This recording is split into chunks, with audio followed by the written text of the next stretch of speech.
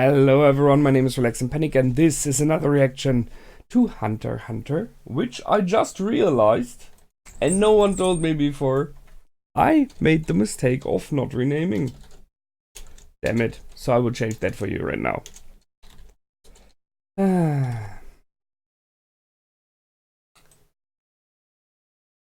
Okay, here we go. As always, if you want to see the reaction itself, which will now be titled something with slime, you go down into my descriptions, follow the links, replace the parentheses dot parts with real dots, and enjoy. Once you've done, feel free to come back here and hear my thoughts about this episode, so see you soon. For those that came back, welcome back. People and yeah, writing names. I knew I forgot something in preparation. So, this episode, really well done. Nice one. I mean, it has a very... What I liked about this episode, it has a very specific and clear point of what it wants to teach us, what it wants to tell me, right? So, we learn in this episode about what it is, and about Gyu, especially. The ability to see through in. So that's the main thing. And we learn a little bit about Killua again, which we already know, kind of, but yeah. Let's go through that. So, they started off, which I liked. It is 2 months have passed, and Gon is back on boat. He feels fine, so they are allowed to train again. And while doing so, they very instantly realize the fact that using Nen is a little bit like riding a bicycle. Once you've done it, you can do it again. And it gets easier. It's just a matter of training, you grow accustomed to it. However, I guess that's still a major difference if those two do it to possibly most other people, because they're really, really gifted at doing it. Which is something that especially Zushi feels a bit bad about. I mean, I can completely understand him there. Let's say you are training, or you, whatever kind of sports you do as example, right? And you're quite good at it, right? You do it since 5 years, 10 years, you're training, you're growing, slowly but surely. And then you meet someone, and he's like, oh yeah, I heard of that, never did it. And he comes to your school, to your sport court, whatever, and he starts, and you see that he is about to reach your level within a month. You took like 10 years for it. That is depressing. However, if you're younger than me, which possibly some are, you are some of those people to me sometimes. Because I remember when I grew up, the age of computers started. And I was playing on my computer since I was young, quite a while. And I remember that the first ego shooters came out. At the time, I remember those who were used only by keyboard, no mouse. And then the first ones where you additionally used the mouse, you could set it up. That was already a change and I was starting to lose, right? And then when I grew older and older, those ego shooters became more and more efficient, cool, graphics and everything. And I started to realize what many of us know by now. There is always a 12-year-old boy who will beat you. And that is, it feels a bit like that. So I can understand Sushi in many regards. Those boys are the 12-year-olds. So that's the one thing. They trained it, and I like the idea that the thread that was tied to the finger of Gon, I'm sorry, was imbued with Nen from Wing, so that it will break once Nen is used. That's an interesting option to do. So that means that you can, which they did not show further, do small stuff like that as well. And we have already seen someone else using Nen to change clothes, to do something with them. And I mean Hisoka. He used this blanket for his arm.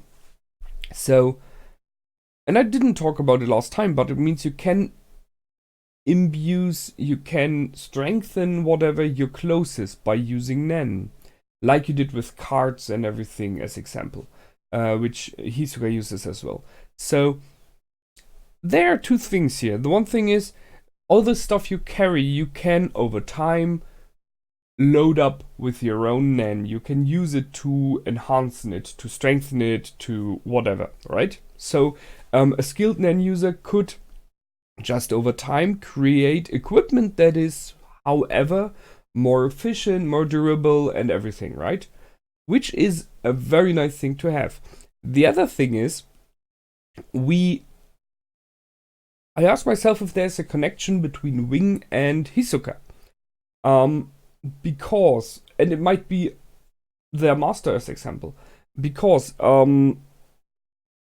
Wing was very fast at seeing through the ideas that Hisoka had in his fight. So he knew how to analyze this, what was done specifically.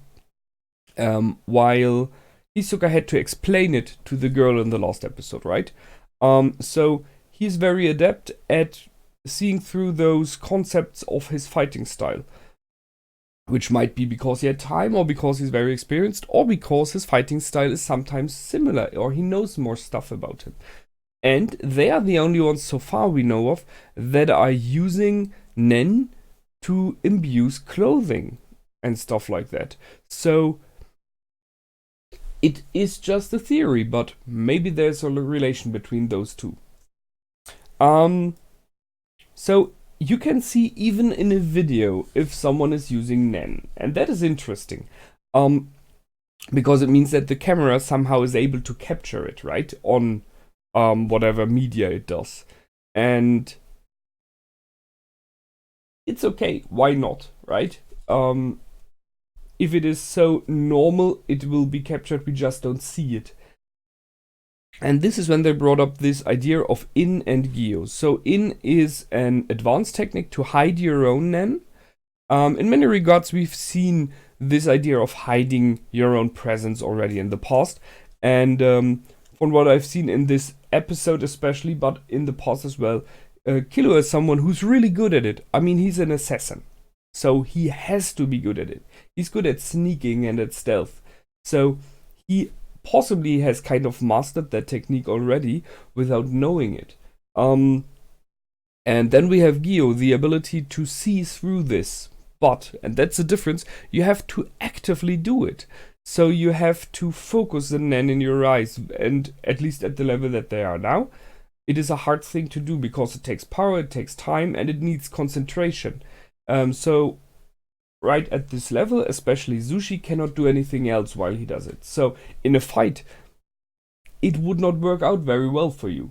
Because if someone is hiding his abilities, like Hisoka did, and you have to concentrate and you have to stand and focus to see through, this is a time where you cannot dodge, you cannot attack back, and it is in the state that Sushi was in very easy to see that you're doing it.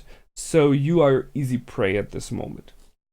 I'm pretty sure that the longer you train it, the more easy it gets for you.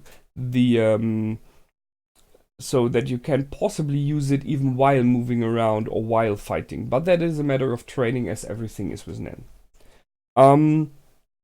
So he could see through it. In the end, it were 15 strings. And Killua saw them all. Very nice. And there was one sentence. Oh yeah, let me see if I can find that. Because there was a picture which I really liked. You shouldn't merely copy. That's the one thing he said. Strings. There you are.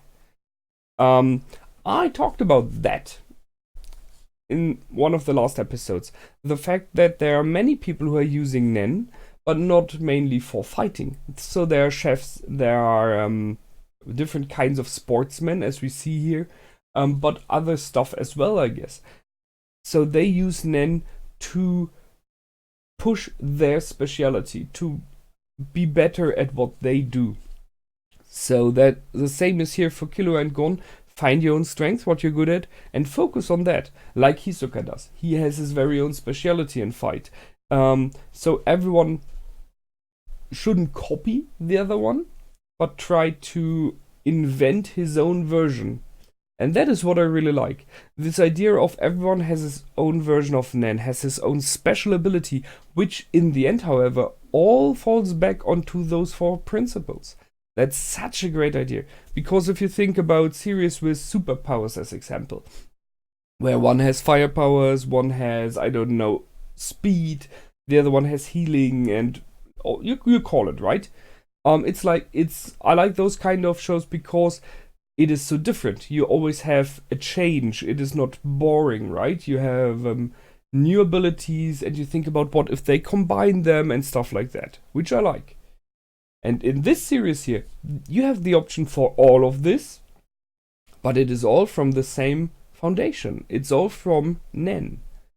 That is really good. I mean, you already told me there is more and more to come about that. If it is growing like it seems right now, whoever made that up, whoever thought about that, impressive. Really, really good. I like it. So, once they left, however, they trained a little bit with Zushi. Zushi is depressed, which I can completely understand, and then we had the attack. So, this guy, Sadaso, I hope I wrote him down correctly, came up with the plan of forcing the 2 boys into a fight, so he can have easy wins. And he went for the weakest link. He went after Zushi, where I have to mention that I think that Zushi did not fight back enough. I think he would have had the ability to at least activate his Nen. He is trained in that, so they should have given him that. That he's at least trying to push back, to that he's holding his ground for a while, something like that, right? But he cannot move, as a sample, or it will take a minute or 2 until he falls unconscious. It was a bit too easy here, I think. However, he goes after a young boy to force other young boys to fight him in a battle they cannot win, in his opinion. That is simply bad sports. And we have already been shown why he does it. He wants to become a floor master, to have wealth, to have a happy life forever. So it's, yeah, not the best person, right? So he got what he wanted. And Killua, that was kind of interesting, agreed even to 2 fights against him and his comrade there. Which he would even lose, because he does not care about winning there. It's not important for him. He, the top of the building is no more longer interesting for him. So, and there are other things that are more important. And they agreed and let him go, and that was a scene I had here, and before he made a threat of saying, if you don't go after Gon. That was one thing, right? And if you lie to me, if you try to cheat here, I will, and not saying it. And we had this, and I wrote down the timestamp.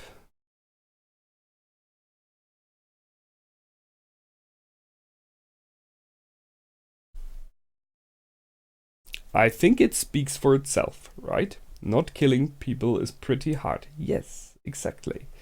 So he wanted to threat them with killing them, right? And is aware that this is possibly not the best option. So when he finds out that they did, however, he falls into old habits, although you have to see and agree, he did not kill him, as far as we know. We learned one more thing about Hisoka, so he has an elastic rubber aura, whatever that means. And then we have this incredible great scene. Yeah. So I guess that one is foreshadowing here. Where he's in front of his mirror and is being attacked. So that was really good. There are multiple things here to see. So he is in his private room, so Killua was able to get in there, right? Which means Killua was good enough to hide his whole presence and to sneak in without him realizing. And we can be pretty sure he's quite adept at using Nen. Maybe or possibly not the best of them all, but at least.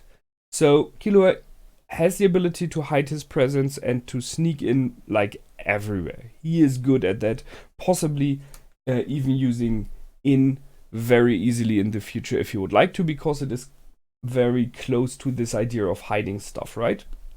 And the moment where this knife goes through his face, I think it is more like a prediction, like a thing you see in your future. I'm not sure about it, however, because the next scene is that one here. So he stopped very close before killing him, but he could already see that I'm dead, right? He could have killed me in this moment. That's what he realized. And I think he realized it through Nen. There's I ask myself if you are able to use Nen to kind of partially predict futures, like a short blink. And I'm pretty sure you could somehow. So I guess it's something like that. Or it's just the, oh my god, I'm so dead moment, right? So he threatened him, and it was pretty clear what it is about. You lied to me, you go after my friend, I will kill you. And the thing here is the fact that he sneaks in behind you and you do not realize it tells you this boy is adept at that. So there is something to it. The fact that you had this shock moment of he could have killed me in this moment. Yes. The only question you have there in this moment is he did stop, so maybe he's just doing an empty threat, as the episode is named, by the way, like the threat on the finger as well. So it is not an empty threat. He threatened him to do something, but if you guess it is an empty threat, then you see, oh, there it was, damn it. Then you see in his face and those eyes. Not an empty threat at all. So there is a fallback in sorts for Killua, because he falls back to being the killer, to being the one that takes people's lives. But he didn't do it. He said, if we ever see you again, then I will kill you. And it is a matter of understanding people and judging people. And I'm pretty sure in this moment when you see him like that, you know it. It is this, no, that's no empty threat. This guy is a killer. Those cold, dead eyes in this moment. And so we have 3 wins for Gon and for Killua, because their opponent never showed up. Although the question is, I think it is only a 3 win for Killua here, because thus he didn't show up. I don't know if the fight against Gon would count. I'm not sure there. Interesting episode. So as I said, we learned some new stuff. We have seen Killua in his mood, and well, the question is what's going to happen next time. We have a little bit more time for training now. So that's it from me this time. I liked very much. I hope you did as well. So until the next time, feel free to comment, like, and subscribe. My name is Relax and Panic. Goodbye and out.